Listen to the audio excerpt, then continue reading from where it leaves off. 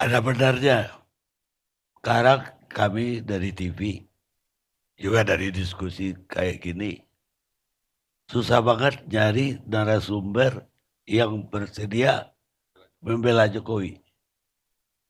Jadi semuanya pasif. Saya menganggap skenario utama gagalnya persetujuan rancangan undang-undang pilkada itu adalah karena pengaruh Prabowo Subianto. Pengaruh Prabowo Subianto. Kenapa? Karena tidak ada rumusnya Raja Jawa itu mau mengalah.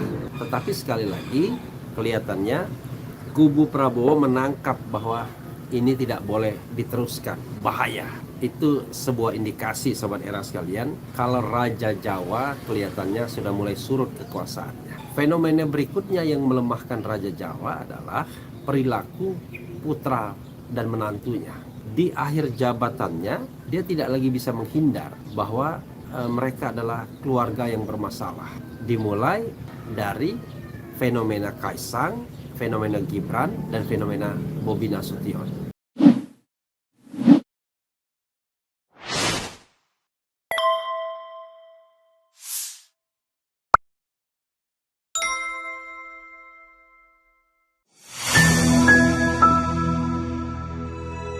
Refli Harun Channel, nggak ada basa-basi, nggak sekedar kritik sana sini. Refli Harun Channel, kritis tapi tidak apatis, oposisi tapi kasih solusi. Refli Harun Channel, selalu terdepan dalam ulasan, berita nggak asal-asalan. Refli Harun Channel, setiap masalah diulas cerdas, ini channel memang keren cerdas. Subscribe, like, comment, and share.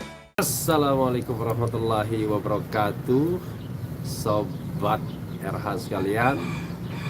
Jumpa lagi kita di channel yang keren ini, keren cerdas. Dan saya mau mengungkap satu fenomena dengan analisis ya. Apa itu? Soal kekuasaan Jokowi yang baru atau mulai surut 1 bulan, atau kalau hari ini ya 38 hari sebelum pergantian kekuasaan. Saya sobat era sekalian terus terang ya, kagum, salut dengan Presiden Jokowi, di mana masa surutnya itu lama sekali. Biasanya ketika presiden baru terpilih, dia sudah lame duck office. Orang-orang sudah melirik pada presiden yang baru. Tetapi ini ya kira-kira baru berapa bulan, bahkan 1 atau 2 bulan terakhir dia betul-betul lame duck office ya. Apa fenomenanya? Nanti kita akan bahas satu-satu ya. Sabar. Sabar ya. Jadi saudara sekalian, salah satunya adalah persetujuan rancangan undang-undang pilkada. Terlepas itu ada yang mengatakan itu negosiasi antara Megawati ya dan Jokowi juga, di mana Megawati bernegosiasi bahwa undang-undang pilkada itu diberlakukan, tetapi Anies kemudian tidak dicalonkan agar kemudian PDIP mendapatkan keuntungan besar dengan bisa mencalonkan di banyak tempat. Saya tidak terlalu mengamini ini sebagai skenario utama ya. Saya menganggap skenario utama gagalnya persetujuan rancangan undang-undang pilkada itu adalah karena pengaruh Prabowo Subianto. Pengaruh Prabowo Subianto. Kenapa? Karena tidak ada rumusnya Raja Jawa itu mau mengalah. Karena ketika persetujuan paripurna itu tidak jadi atau tidak jalan, maka sesungguhnya sobat era sekalian, yang sangat ditampar mukanya adalah Raja Jawa sendiri. Soalnya itu adalah jalan bagi sang putra mahkota kedua, Kaisang Pangarep, untuk bisa menjadi calon atau calon gubernur atau calon wakil gubernur. Terakhir calon wakil gubernur. Intinya Kaisang mau dititipkan di kekuasaan yang memungkinkan dia untuk menang. Itu satu hal yang saya lihat. Jadi kenapa Prabowo kemudian menyetop persetujuan RU itu? Ya sederhana, dia melihat Kalau ini diteruskan akan bahaya. Bisa terjadi reformasi jilid 2 atau alasan bagi Mulyono, Raja Jawa, untuk kemudian mengeluarkan dekrit atau perpu atau apapun produk hukum darurat yang memungkinkan dia mengambil langkah-langkah untuk tetap berkuasa. Misalnya kembali kepada Undang-Undang Dasar 1945, maka tidak ada pelantikan Prabowo Subianto dan Gibran Rakabuming Raka. Yang ada adalah pembentukan MPRS ya, atau MPR DPR plus. Kemudian akan terjadi pemilihan presiden dan Mulyono akan memenangkan lagi pertarungannya, bahkan mungkin dengan calon tunggal. Nah, ini yang menurut saya dibaca oleh kubu Prabowo, sehingga melalui Mr. D juga ya, persetujuan itu kemudian dibatalkan. Padahal kalau cuma sekedar membuat paripurna mudah sekali. Kalau paripurnanya gagal pada tanggal 22 Agustus tersebut, kan bisa digeser ke tempat, ke hari yang lain atau jam yang lain. Dan kehadiran tidak harus fisik, bisa juga kehadiran tersebut online misalnya ya. Tetapi sekali lagi kelihatannya kubu Prabowo menangkap bahwa ini tidak boleh diteruskan, bahaya. Itu sebuah indikasi, sobat era sekalian, kalau Raja Jawa kelihatannya sudah mulai surut kekuasaannya. Makanya ketika dia berpidato di Nasdem ya, dia mengatakan dia ditinggalkan rame-rame sambil menghibur diri bahwa yakin Nasdem dan Bang Surya tidak akan meninggalkan dirinya. Itu satu pertanda ya. Pertanda kedua, sobat era sekalian, kemana-mana dia minta maaf ya. Itu menunjukkan bukan kerendahan hati Mulyono ya, atau Raja Jawa ini, tapi itu menunjukkan bahwa dia mulai khawatir karena semakin banyak komponen society yang kemudian ingin menuntutnya di dalam pengadilan pasca tidak lagi menjabat. Faisal Assegaf dengan Partai Negoronya mengucapkan itu, petisi 100 mengucapkan itu, kelompok-kelompok pro demokrasi lainnya mengucapkan itu. Anehnya, semua komponen society ini tidak mempersoalkan for the time being, untuk sementara waktu ya, tidak persoalkan Prabowo Subianto, tetapi the common enemy-nya adalah Mr. M ini atau Raja Jawa ini. Ini yang menarik. Makanya kemudian dia datang ke masyarakat dan meminta maaf itu dalam rangka meredakan tensi sekaligus menggarap dukungan. Termasuk misalnya pengangkatan Sekjen NU sebagai Menteri Sosial, padahal kita tahu bahwa masa jabatan tinggal 39 hari lagi. Ini menunjukkan juga dia ingin mencari backing, mencari backup ya, agar aman landingnya. Jadi kalau kemarin Raja Jawa gagah sekali ya, maka sekarang kegagahannya itu sudah tidak terlihat lagi. Jadi kalau kemarin rentang kendali kekuasaannya dari A sampai Z, sekarang mungkin sudah tidak lagi. Jadi saudara sekalian, yang ingin saya katakan adalah kekuasaan itu pasti ada batasnya. Kekuasaan itu pasti ada batasnya, dan Mr. J atau Mr. M ini merasakan bahwa inilah batas kekuasaannya secara real. Walaupun pergantian kekuasaan itu tanggal 20 Oktober ya. Itu yang kedua ya, fenomena kedua, minta maaf kemana-mana. Fenomena ketiga ya, makin deras orang mengkritik Raja Jawa yang saya lihat, dan tidak ada perlawanan dari balik istana. Kalau kemarin masih jumawa pengamat karena masih menyatukan ya antara Prabowo dan Raja Jawa sebagai satu paket. Bahkan misalnya Mr. Q Mr. Kodari mengatakan koalisi permanen selama 20 tahun ya, entah bagaimana menghitungnya, yaitu Prabowo 10 tahun dan kemudian 10 tahun lagi Gibran. Saya malah menangkap bahwa kritik-kritik terhadap Raja Jawa sekarang ini dibiarkan saja, walaupun ya, kalau kita melihat misalnya Prabowo mengatakan kalau Bapak dicubit maka akan terasa sakit bagi kami. Tetapi bagaimana kalau yang dicubit itu Prabowo sendiri, misalnya dengan akun Fufu Fafa? Saya kira ini sudah mengubah konstelasi, membuat Prabowo marah pastinya dengan hinaan-hinaan yang dilontarkan oleh akun Fufu Fafa yang banyak dikonfirmasi bahwa itu adalah akun milik Gibran Rakabuming Raka. Karena itu kritik terhadap Mulyono itu tidak lagi bisa dibendung. Coba lihat debat-debat di televisi, komentar-komentar orang, statement-statement orang, kemudian di demo-demo dan lain sebagainya. Jadi mereka dengan sengaja tidak menyinggung Prabowo sama sekali, tapi menjadikan Mulyono sebagai the common enemy. Ini soal yang saya lihat sebagai kesurutan Raja Jawa juga. Jadi saya ulangi sedikit. Pertama adalah persetujuan RUU. Kedua, ada gejala menggalang kekuatan minta maaf, ya, sekaligus menggalang kekuatan, tapi itu menunjukkan kelemahan sekaligus. Dan yang ketiga, kritik terhadap Raja Jawa itu tidak lagi dihadang oleh pendukung-pendukungnya yang solid. Itu yang kita harus pahami, ya. Apalagi fenomena berikutnya. Fenomena berikutnya yang melemahkan Raja Jawa adalah perilaku putra dan menantunya. Di akhir jabatannya, dia tidak lagi bisa menghindar bahwa mereka adalah keluarga yang bermasalah.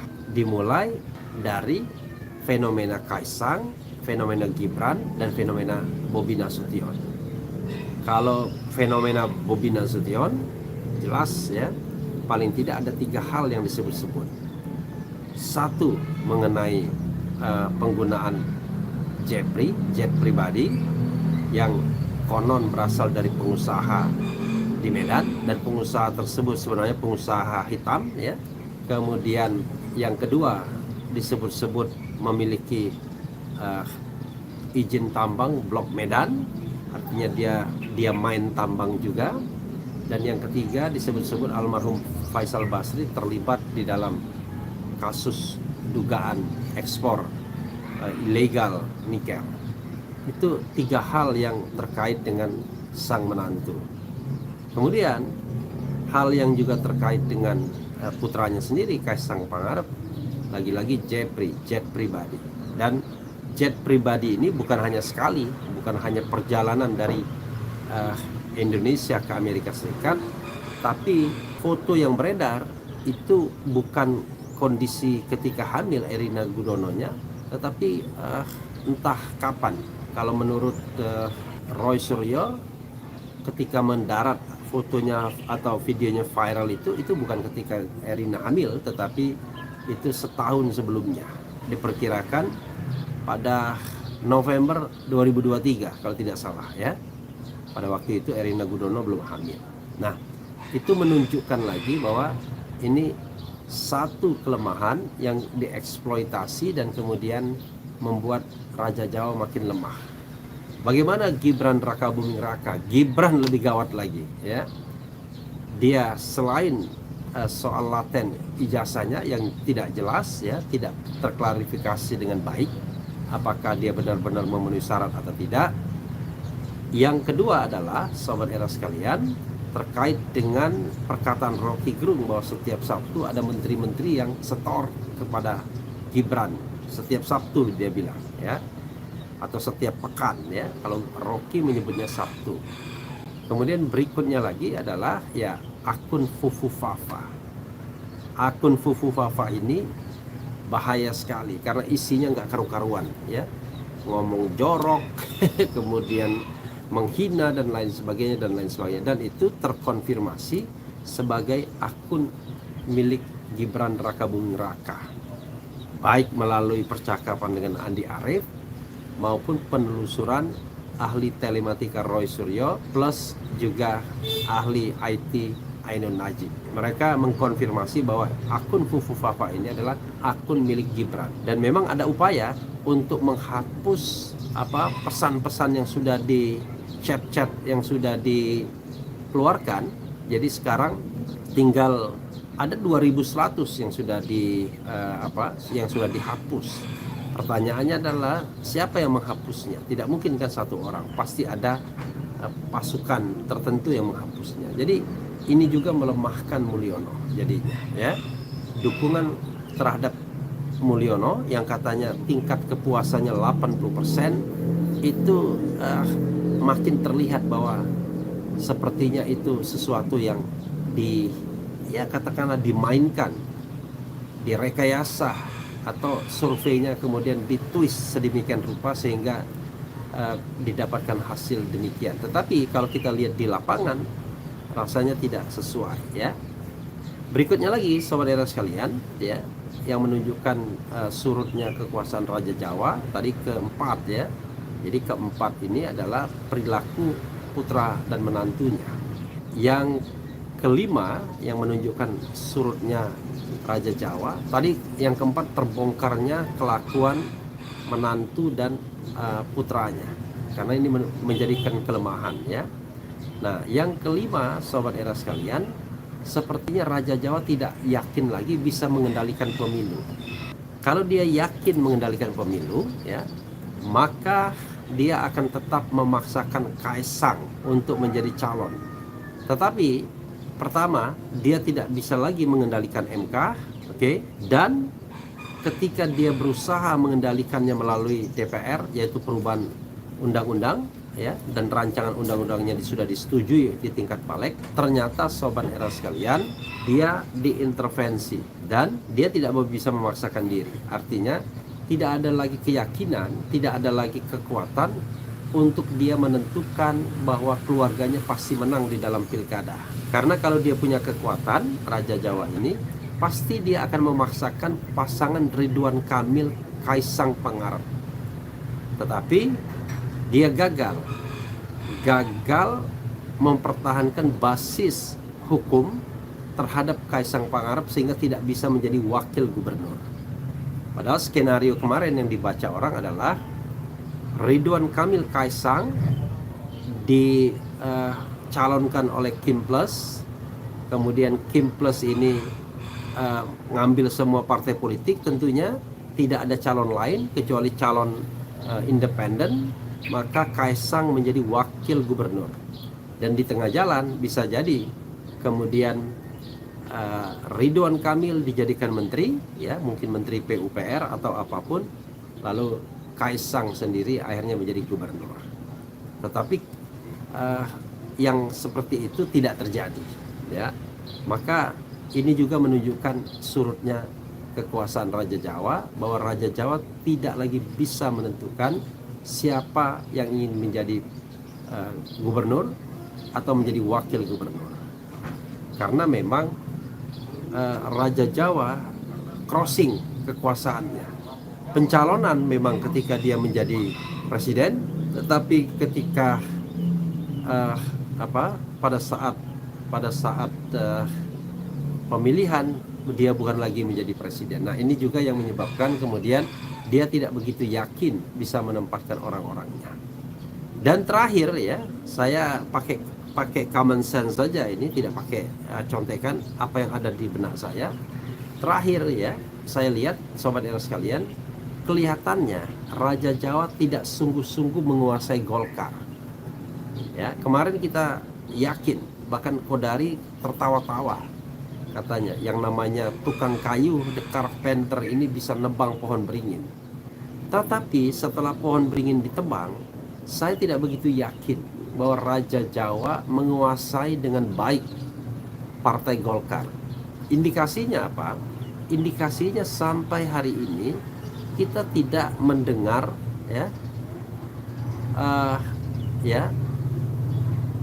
kita tidak mendengar, ya. Jadi sobat sekalian, ini kita tidak mendengar Raja Jawa ini dimasukkan ke dalam struktur Partai Golkar. Padahal kalau tidak dimasukkan dalam struktur Partai Golkar, mana bisa dia mengendalikan Partai Golkar? Apakah nanti akan ada kejutan menjelang akhir jabatan? Saya nggak begitu yakin.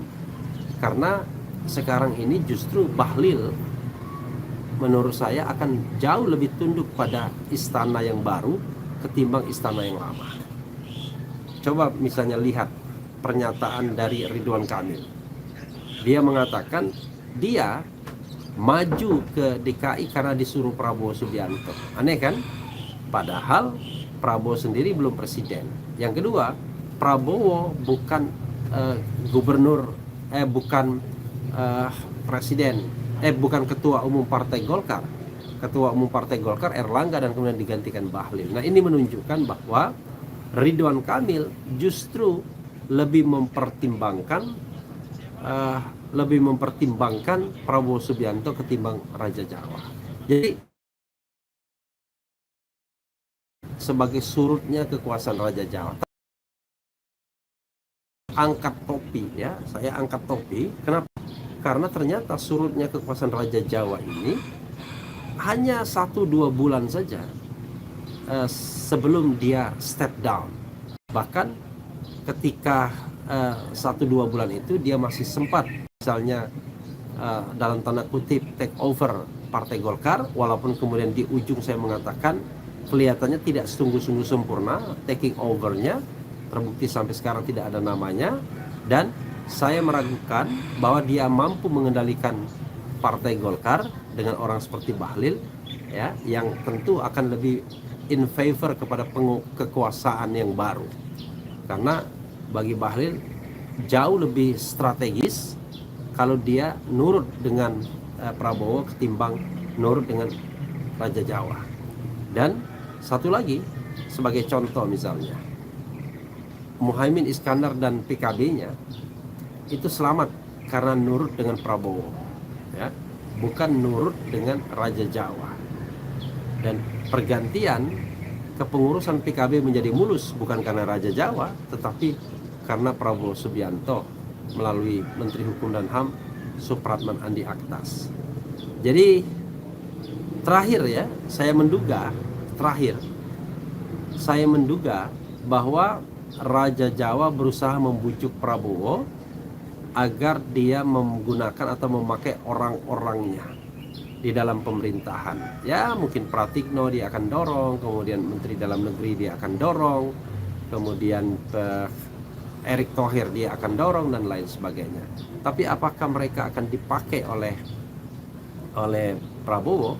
Menurut saya semata-mata ditentukan oleh Prabowo sendiri, bukan karena desakan Raja Jawa.